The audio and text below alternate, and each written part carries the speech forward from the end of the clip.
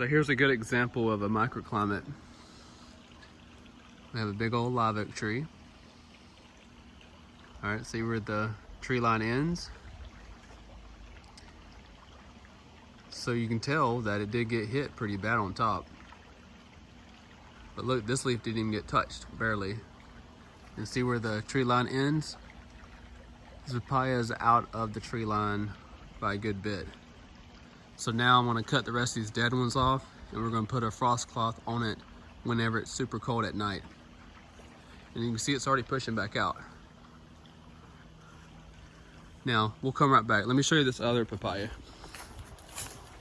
And these are in a really good microclimate. My moringas did not even get barely touched, just a little bit. They didn't die back, and they're even flowering right now. But look at this papaya. Didn't even cover it, and it's right under the live oak. But one downside is it doesn't get the full sun all day. Even though this is on the south side, it gets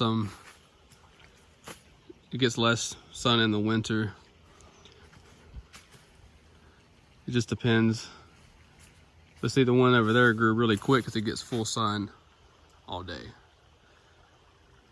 I think I take the full sun and just protect. But it just shows you have an example to grow in different locations. So let's walk back over here. You can see that's the really big papaya. We didn't cover it. You can see how the top leaves protect the bottom ones. And then right beside the house, a lot of the leaves didn't die. You can see right up in here. So today I'm gonna cut all most of these leaves off, and then we'll do the same thing. At least put a big frost cloth that can go from the top to right about here.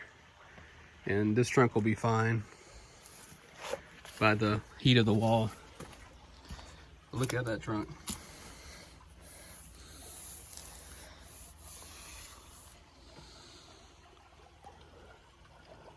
Spire.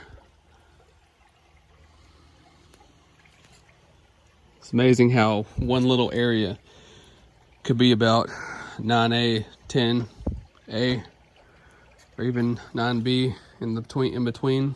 And you walk out here, it's about 8B, or probably like 9A in this area. Just depends what the location that you plant at. Depends on how cold it's going to get, and especially your surroundings and where the wind is blowing at, because the wind could be your nightmare too. A lot of wind on a cold night and really moist. Ooh, it's a disaster for a tropical plant. This is that Nicaraguan papaya that I grabbed seeds on our trip a while back. I finally planted it. And this one I actually covered. I didn't want it to mess up. This is that Tai Long one.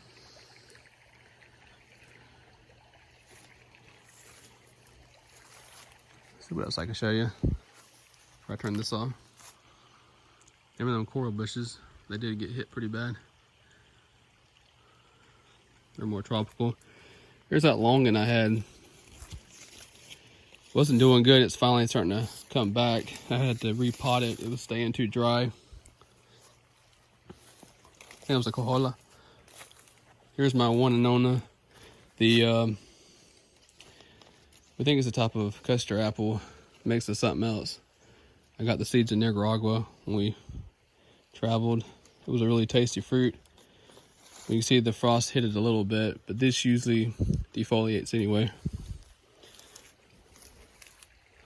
Oh, and then here's the other papaya. I didn't even protect this one. It has a perfect microclimate. It blocks from the wind. And it gets still enough sun to still grow. And I let this one grow through a container.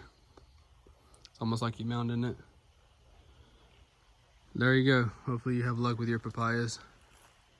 Living in a cooler climate. Because we do have nights in the 30s. And the real feel will be close to 27 down to 25. Much colder at the property than here. Here at least we have bodies of water near, and we have windbreakers around, and we at least have live oaks. They really help because they don't lose their leaf until they get a really hard freeze. That's the only way they drop their leaves. They'll keep them they'll keep them for a long time. Unlike the other oaks, they'll just drop them real quick and shed. Even got a tamarind tree growing in the ground here. Alrighty.